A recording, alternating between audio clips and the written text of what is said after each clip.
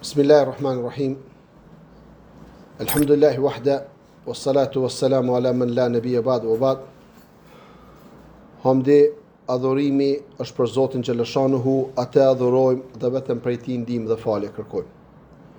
Dëshmojmë dhe deklarojmë se nuk meriton të adhurohet askush tjetër me të drejtë përpos Allahut një, dhe dëshmojmë dhe deklarojmë se Muhamedi sallallahu alaihi wasallam është robi i Allahut dhe dërguari i fundit i tij. Vllazni, hadithin të cilën do të flasim sonte me lejen e Zotit është një nga hadithet më të rëndësishme në fenë islame. Dietarët e fesë islame kanë thonë feja islame sillet rreth tij. Është hadithi që nëse njeriu e kupton, e praktikon, e ka plotësuar 50% e pranimit veprës së tij. Transmetohet nga Aisha, nëna besimtarve, gruaja Muhamedit sallallahu alaihi wasallam, se Muhamedi sallallahu alaihi wasallam ka thonë: kush pik në fen ton diçka që nuk i përket asaj, atëherë ajo punë nuk pranohet nga Allahu. Këtë hadith e transmeton Imam Buhariu dhe Muslimi.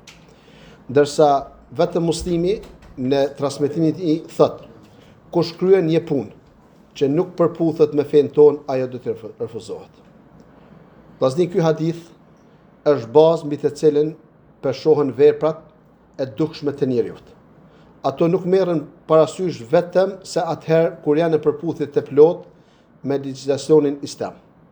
Ashtu sikur se edhe hadithi që e kemi shpjeguar në ligjatën e parë, innamal a'malu binniyat, veprat vlerësohen sipas qëllimeve, e cili është bazë për veprat e fshehta të njerëzit. Prandaj çdo punë me të cilën njeriu afrohet tek Allahu xhaleshanu duhet të jetë i pajisur me sinqeritet për hir të Allahu xhaleshanu dhe në jetën e tij të merret në konsiderat. E dyta, të jetë sipas traditës së Muhamedit sallallahu alaihi wasallam.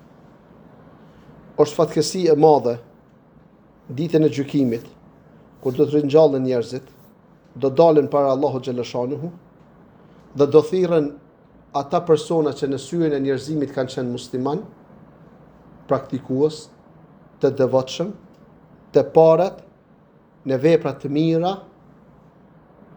mirë po të parët me të cilët do fillon zjarri i xhenemit para faraonit, para Hamanit, para Abu Jehlit. Arsyeja që ata njerëz kanë dështu te i madhi Zot, për arsye se qëllimi i veprave të tyre nuk ka qenë për Zotin xhaleshanu. Kjo është kushti i parë në çdo vepër. A mjafton që njëti të jetë për Zotin të pranohet vepra ju? Që do shohim në komentimin dhe fjalët e dietarëve të sa i kanë folur rreth këtij hadithi. Për arsye që patjetër ne kur veprojmë, punojmë në çështjet e adhurimit, në çështjet e fesë islame, duhet të jemi sipas hapave, mësimave, traditës së Muhamedit sallallahu alaihi wasallam. Adhurimet që janë abdesi, gusli, nga gjunubullëki, namazi, nëse kryhen në kundërshtim me legjislacionin, atëherë ato konsiderohen të papranuara dhe nuk merren në konsiderat. Gjithashtu nëse diçka merret me marrëveshje të pavlefshme, në mënyrë të palishme, padrejtisht, atëherë ajo që duhet t'i kthehet te pronari që e kemi marrë padrejtisht. Sheikh Abadi e ka cek në komentimin e tij një ngjarje shkurtimisht ju mundu me sjell tek jo me gjendësisht. Në kohën e pejgamberit sallallahu alaihi wasallam, një djalë i ri u kon të punu te një person. Edhe si djalë i ri, besimin jo të fortë, dashrohet me gruan e pronarit. Edhe bjen viktime djallit mallkuar, edhe kryen marrëdhënie me të. Kur merr vesh pronari, për fatkeqësinë që i ka ndodhur, don me marr hak këtë djalë. Baba i djallit me shpëtu djalin e vet, i jep bashortit të asaj gruaje 100 dele edhe një robresh. Për arsye që thonë duhet me ta mbyt djalin. Masi kryhet ky gjykim, shkojnë te Muhamedi sallallahu alaihi wasallam. Edhe thët, burri i grus, thët, kështu më ka ndodhur. Baba i djalit i thët pejgamberi sallallahu alaihi wasallam, djali im punonte te ky njeri punëtor me meditje. Dhe beri zina me gruan e tij. Mua më thanë se djalit e tim i takonte dënim me gurzim. E dihet me gurzim, me myt. Prandaj e shpëtua duke dhënë 100 dele dhe 1 robresh. Pastaj pyeta dietar dhe ata më treguan se djalit tim i takojnë vetëm 100 goditje. Dhe internim me person për 1 vit. Ndërsa grua se këtij personi i takon gurzimi për arsye që ka qenë grua martuar. Kjo ngjarje ka dhe transmetime tjera. Për transmetime tjera është këtë ngjarje që po transmetojmë, baba po do me di a i ka hin hak pronori i grus, këtina si ka hin, për arsye që ka mund 100 dele. Plus edhe 1 robresh. Edhe ka dosh mjë djalin. Po në transmetime tjera është se edhe pse ju kanë dhonë të në shto sene, burrit të asaj gruaje ju ka dokë se nuk u plotësu domi që ju ka bo. Dhe kërë shku të pejgamberi sallallahu alaihi wasallam, dhe o i dërguar i Allahut, të lutem në emrin e Allahut që të më gjykosh sipas librit të Allahut. Baba i djalit i thët, po gjyko mes nesh me librin e Allahut, po më lejo me fol. Dhe kjo më lejo me fol, vllazni, kur pyeteni nga dikush që ka të bëjë me gjykimin, ju këshilloj për Zotin mos gjykoni pa i ndëgju diparta. Ka dallim me dhon fetva edhe me gjyku. Pyetsi që pyetet do të më konë shumë i kthjellët, i mençur, me kuptu fshehtësinë, intrigat e pyetësve në disa pyetje. Mos më ra viktim. Dhe me dhon fetva dhe pyetësi i cili e ka pyetur të pyeturin, shkon i thët palës me cilën ka konflikt, i thët e kam pyetur filan hoxhen, e kam pyetur filan gjykatësin për problemet tona dhe ai ka gjyku mes neve me këtë gjykim. Ai ka dhënë fetva, nuk ka gjyku. E këtu te pejgamberi sallallahu alaihi wasallam i thët fol. Pe mundsi. Edhe po i thët djali jem ka flet me gruan e shtina. Ja kom dhënë 100 dele, ja kom dhënë 1 robresh. Mirë. Thët pejgamberi sallallahu alaihi wasallam, thët delet, robresha duhet më të kthy ty. Për arsye se ky gjykim nuk u bë sipas asaj që ka caktuar Madhi Zot. Thët sa i përket grus këtij personi, i thët Unesit radhiyallahu anhu, thët shko pyete, nëse e pranon kurverin, fajin, duhet me ta gurzu gruan. Tash dietarët kur mësojnë gjatë studimeve, ky njeri nuk i ka pas këshilltar të mençur. Nëse këshim edhe në gjuhën tonë, domi jo ka bon, ka mujtë me në shukruan, po të njëjtën kohë, nga fatkeqësia, ka pas një farë mirësi, so po pasën e ki madhe. Po flasim një kohë, ku mi pas 100 dele, është pare e madhe. Mi po dikush i ka thonë, jo, ty takon edhe ma shumë. Se kër pas kësena, ka dosh që djalli tina mu mytë. Mës me jetu. Se ka një turp ma, pra shqy që i ka thonë buk, i ka thonë pare, edhe ma ka bo këto. Ky baba i djallit i ka pyet njerëz të mençur, krahasim me këtë tjetrin. Dhe kjo është me dhonë përgjigje pa dije edhe me dhonë përgjigje me dije. Ku i ka pyet këta diturit, e kanë orientuar për shku te Muhamedi sallallahu alaihi wasallam, se nuk kanë qenë prezent në Medinë, kur ka ndodhur rasti dhe kur është dhënë gjykimi. Kur i pyet pejgamberi sallallahu alaihi wasallam, Muhamedit sallallahu alaihi wasallam nuk i lejohet që me gjyku për pas asaj që ka caktu Allahu në gjykimet që janë të drejtat e njerëzimit.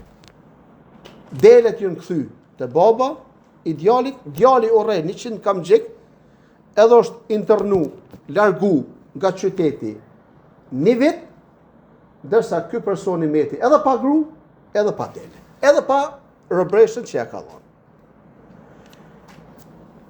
Largimi apo internimi në shtetin islam ka vazhdu deri në kohën e Aliut radhiyallahu anhu, ashtu siç e kemi cek në të kaluarën. Kur'ani në kohën e Aliut radhiyallahu anhu, kur të internuarit janë largu, që kanë bë krime, au yunfau min al-ard, që të përzinen nga toka, qyteti, fshati që kanë jetu. Qëllimi i Zotit xhaleshonu ka qenë që kur një njeri largohet nga një qytet, një fshat, shkon në një vend pa njohur, ata e din se ky person është internuar për shkak krimeve. E kanë eduku, e kanë bërë tërbije që është të populli. Kur e ka po ai që nuk ka mundësi mu bo pjesëtar e një shoqërie pa u kthyt në rrugën e Zotit, u kthy dhe ka vazhdu jetën. Deri në kohën e Aliut radhiyallahu anhu, siç tregojnë librat e historisë. Kohën e Aliut radhiyallahu anhu, ka nis njerëzit mu largu prej kohës Muhamedit sallallahu alaihi wasallam. Dhe i larguari, i përzoni, i internuari, kur ka shku në qytet, pas disa ditëve, e ka gjetë llojin e vet. Nga 1 në bë 2, nga 2 në bë 3, nga 3 në bë 4, Ali radhiyallahu anhu ka thonë, urtësia e Zotit me internimin e mëkatarëve është mu kthy në rrugën e Zotit, jo mu shtu e keqe atyre, i ka hap për herë të parë burgjet në kohën e tij dhe vazhdojnë me qenë të hapur deri në kohën e Zotit. Për shteteve që me të vërtet kujdesen që të burgosit të kthehen në rrugën e Zotit, ka shumë. Mi po shteti që më së shumti është kujdes që pjesëtarët e atij shteti mu kthy në rrugën e Zotit, është shteti i Arabisë Saudite. Me gjitha llojet e devijimeve të njerëzimit. Vllazni, a kemi një argument se fuqia e këshillimit jep rezultat? Kemi argument. Kur Havarixhet në kohën e Aliut radhiyallahu anhu janë ngritur kundër Aliut radhiyallahu anhu, ai luftoi Aliu radhiyallahu anhu fillimisht, apo i këshilloi?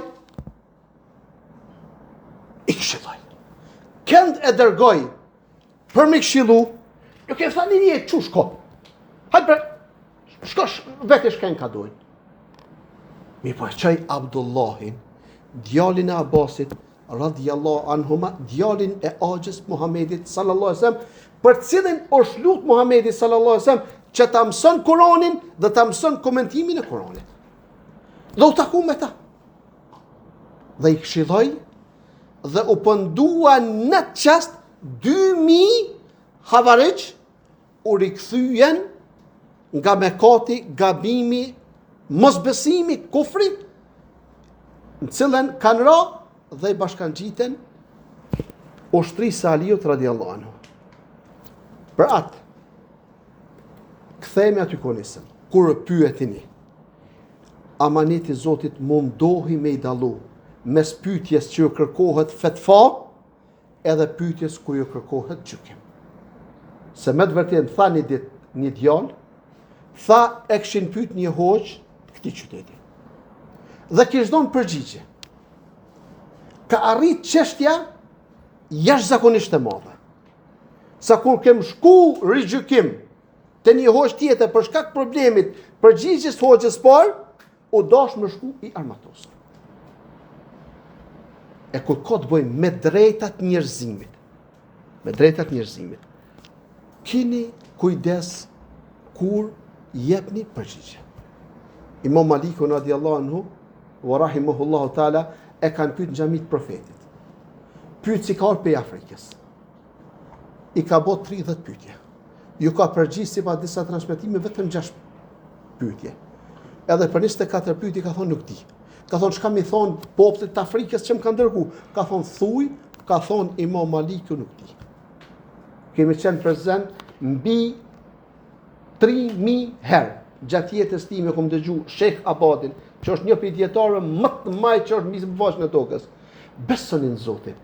Kur thojke, Allahu alem, Allahu e din, as nuk ju ndrojke qera, as nuk ju kushke ftyra, as nuk u ngushtojke. Mirë po, më kallaj, thojke, Allahu e din, se sa kur jep ke përgjigjen. Pse ndryshojke ftyra kur jep ke përgjigje? Për arsye që ai do të pyetet për përgjigjen e tij në gjykimin. E nëse dietarët e mëdhaj i kemi parë duke thonë për pyetjet që nuk i kanë ditë, apo nuk kanë qenë se sigurt në përgjigjet e tyre, Allahu e din, nuk e di. Atë pse ne më ngushtu nëse na pyet dikush me thonë, kështu është me dhon përgjigje nga mendja jon pa ditë përgjigjen. Edhe këta njerëz që në kohën e pejgamberit sallallahu alajhi wasallam kanë qenë dy grupe. Grupi i parë që e kanë nxit këtë burrin e kësaj gruaje, që tu ka dhon pak me domin pse tu ka bë, dhe baba i këtij djalit që e ka pyet, njerëz të mençur që kanë orientuar edhe kanë ardhur te Muhamedi sallallahu alajhi wasallam, është nda haki i secilit me atë që ka mërituar. Gjithashtu hadithi pohon se cili do që shpik një bidat që nuk ka bazë në fe, një risi, i kthehet mbrapsht personit cilin e ka shpik dhe meriton dënimin e Allahut, sepse i dërguari i Allahut duke folur për Medinën, qytetin e Muhamedit sallallahu alaihi wasallam ka thënë: kush shpik në Medinë ndonjë risi apo strehon një bidaxhi, mbi të qof mallkimi i Allahut, i enxuj dhe i gjithë njerëzimit. Hadithin e transmeton Imam Buhariu dhe Muslimi. Transmetimi i dytë që shënohet tek Imam Muslimi që lexuam më herët është më i përgjithshëm se transmetimi që kanë transmetuar Imam Buhariu dhe Muslimi së bashku. Hadithi që transmetohet Imam Muslimi thot pejgamberi sallallahu alajhi wasallam: kush kryen një punë që nuk përputhet me fen ton, ajo do t'i refuzohet. E themi këtë sepse ai përfshin çdo njeri që praktikon bidatin sido që të jetë. E ka shpikur vet apo kanë shpikër të tjerët para tij, ose edhe kur është ndjekësi i atij që ka shpikur. Do thotë çdo kush që punon një punë e cila nuk përputhet me fenë islame, ajo punë sa do që ka dhënë mundi, sa do që ka bërë shpenzime, nuk i pranohet dhe i refuzohet. Kuptimi i fjalës në hadith e refuzuar do të thotë i kthehet mbrapsht. Me fjalët e tij ajo vepër është e kot dhe nuk merret në konsiderat. Në qoftë se ne tani i nxjerrim vizat për më shku në Arabinë Saudite. Janë haxhit, e lutim Zotin më ia pranu haxhin, e lutim Zotin se çdo kush që është këtë vend e i ndëgjon këtë fjalë më shku. Edhe arrisim në vendet e shejta. Edhe fillojmë ditën e parë 5 namazën mina. E fillojmë na. Nesit i paguajmë autobusat na çojnë në Arafat. E falim drekën i kindin së bashku, e mojmë një hutbë. Edhe qëndrojmë deri në akşam. Në akşam vjen autobusi na merr na çon Muzdelife. E falim akşamin, e falim Yatsin këngë. Rrim të fjetur deri ditën e nesërme, e falim sabahin Muzdelife edhe nisëm për Mina. Ditën e parë i gjujmë 7 gorë, edhe qëndrojmë Mina. Ditën e dytë 21 gorë, qëndrojmë Mina. Ditën e tretë 21 gorë, edhe shkojmë në Mekë, e bojmë tavafin i fada me tavafin e Mtumirës. Gjitha veprat të cilat i ceka, janë veprat të cilat i bojnë haxhit. Pse neve na refuzohet dhe pse haxhive i pranohen? Për arsye që kjo nuk është sipas traditës Muhamedit sallallahu alajhi wasallam, nuk është koha e kryer këto vepra, e pra e ceka këtë argument me kuptuar çka do të thonë kur e bën një vepër me e bën sipas Muhamedit sallallahu alaihi wasallam. Hadithi nuk i përfshin interesat që përdoren në ruajtjen e fesë apo që ndihmojnë në kuptimin dhe mësimin e saj. Ashtu siç ishte rasti i tobimit të Kuranit në libra, shkrimi i njohurive të gjuhës dhe gramatikës. Mund të thonë dikush, po Kurani nuk ka qenë i shkruar i tobum në kohën e Muhamedit sallallahu alaihi wasallam. Në kohën e Abu Bekrit, pas betejës së Yamanës, kam qenë afër atij vendi, betejës së Yarmukut, janë vrarë 70 hafiza.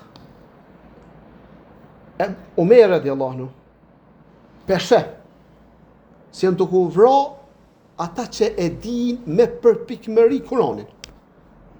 I kërkon dhe vazhdon me i kërku Ebu Bekrit radiallahu anhu që me të bu Kuranin. tubimi i Kuranit me një vend, a ka shtim dhe paksim? Mirë.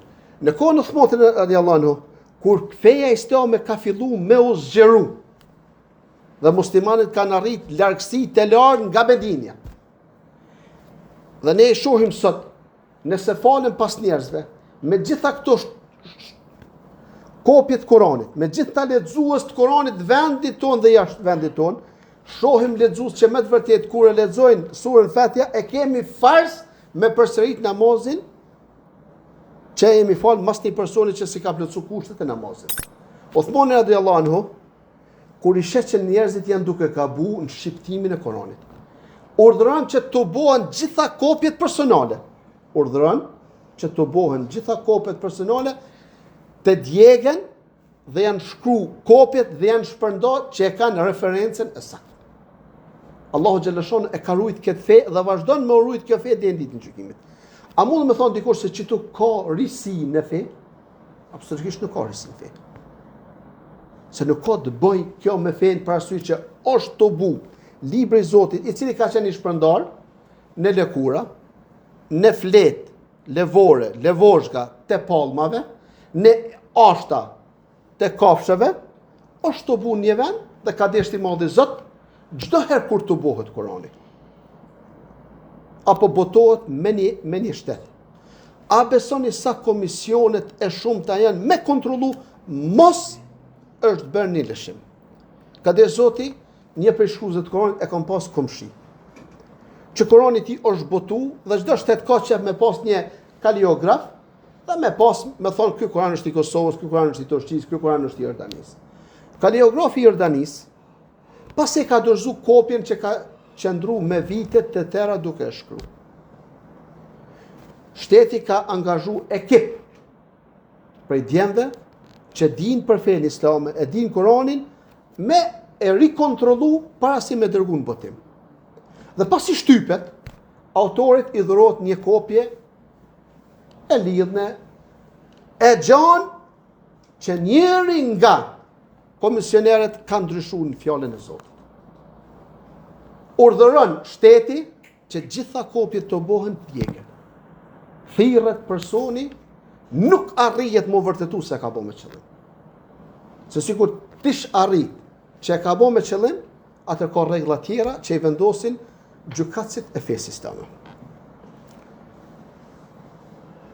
Hadithi pohon refuzimin e çdo vepre që bie ndesh me legjislacionin, edhe nëse qëllimi i praktikuesit është i mirë.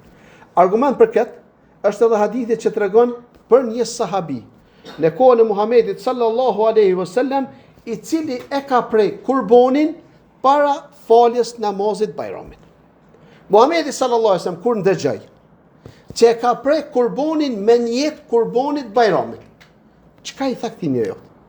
Pejgamberi sallallahu alaihi wasallam nuk ka dyshu njëtin e këtij sahabiu, nuk ka dyshu. I tha kafsha jote po ti vlerë vetëm për mish. Sukur e ke prej para faljes Bajramit, sukur me pa prej dje, sukur me pa prej para një javë, sukur me pa prej para 2 muajve, vlerë për mish, mirë po nuk është korban për arsye që është prej para kohës së tina. Hadith në Sunan Imam Buhariu dhe Muslimi. Ky hadith me frazat e tij pohon se çdo vepër që nuk është në përputhje me legjislacionin islam është refuzuar. Ndërsa në aspektin kuptimor, pohon se çdo vepër që kryhet në përputhje me legjislacionin islam nuk është e refuzuar. Por kjo do të thotë se ajo vepër e cila është kryer në përputhje me dispozitat legjislative është e pranuar, ndërsa ato që qëndrojnë jashtë këtyre normave janë të refuzuara. Në këtë hadith kemi përfitime të shumta. E para, ndalohen risit në fe, që është lufta më e madhe prej gjeneratave të para të fesë islame deri në ditën e sotit. Dhe nuk ka mundësi më përhap suneti dhe bidati s'bashku. Nuk bashkohen. Çdo e mirë për mund ndërtu një vend do të me shkatru të keqen. Luftimi i risive në fe dhe gjitha atyre libra që kanë shkruar dietarët e fesë islame. Imam Ahmedi për risin e krijimit të Kuranit është rrahur, që nuk e ka pranuar gabimin e ignorantëve nga mesi i prisave fetar të kohës tina. Për arsye që qëndrimi i tij ka qenë fe. Dhe durimi i tij ka qenë mbrojtja e fesë. Ashtë shumë rrah. Ashtë shumë rrah. Imam Ahmedi, sa një rast për rasteve, është thirrë mjeku me ja hek copa të mishit vdekur nga trupi i tij. Nuk kanë shupe. Për arsye se sikur kishin shupe ulemoja sunetit, një gjenerat prej gjeneratave njerëzimit nuk do të kish pas mos sunet. Mi po kanë duru dhe vazhdojnë me duru. Djali tina, djali Imam Ahmedit, e nin babën e tij të bo do për një njeri. I thët, kush është ai njeri? Kjo ngjarje sa është e dhimbshme, është edhe në jetën kohë pak interesante. I thët, një ditë prej ditëve, me erë të burgu ku isha duke qëndru një njeri. Edhe për thët Imam Ahmedit, o Imam, thët bon sabër, për dajokin që e ka hanë.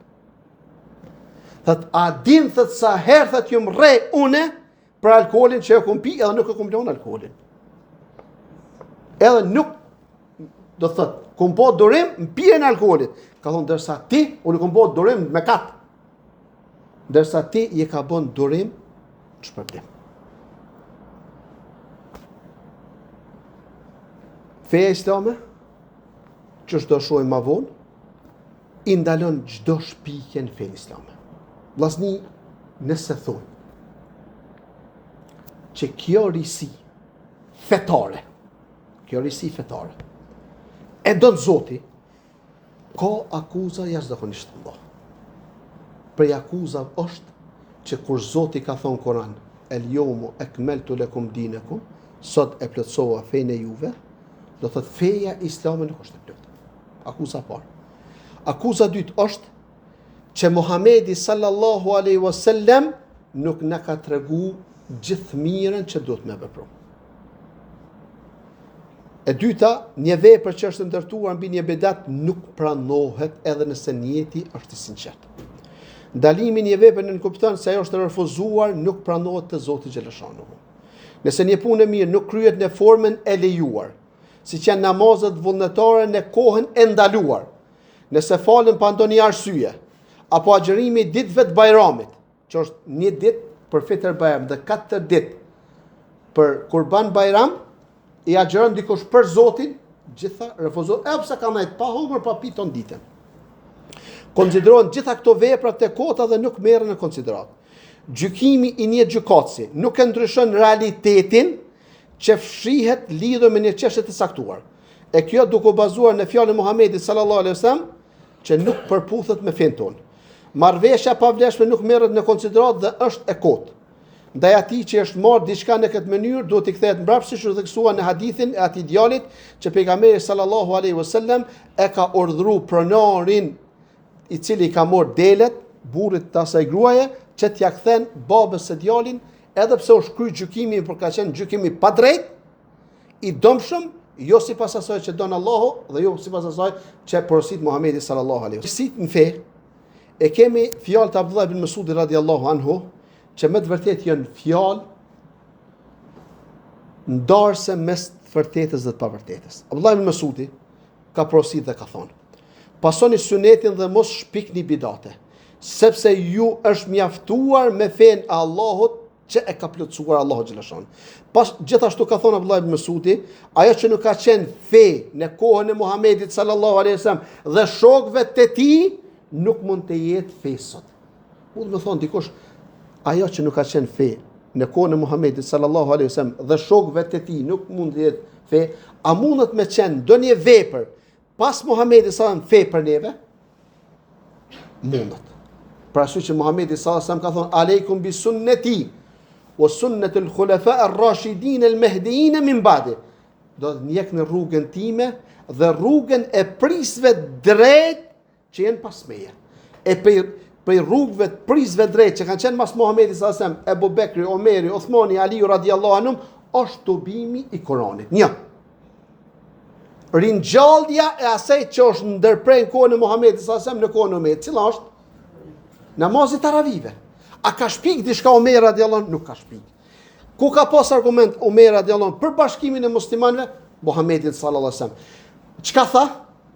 Jemi falë në kohën e Muhamedit sallallahu alaihi wasallam dhe Muhamedi sallallahu alaihi wasallam e ndërpreu faljen me xhamat nga frika mos po bëhet obligim namazi i gjatë për umetin e tina, ndërsa sot nuk kemi frikë që namazi taravive do të bëhet obligim dhe i ka bashku muslimanët çish u fal Muhamedi sallallahu alaihi wasallam në xhamin e tij, në kohën e tij, në xhamin e Muhamedit sallallahu alaihi wasallam, dhe hadithi i saktë që Omer radiallahu anhu i ka të bu muslimanët me një imam me i falë 11 rakate gjatë namazit të taravih apo gjatë namazit të natës.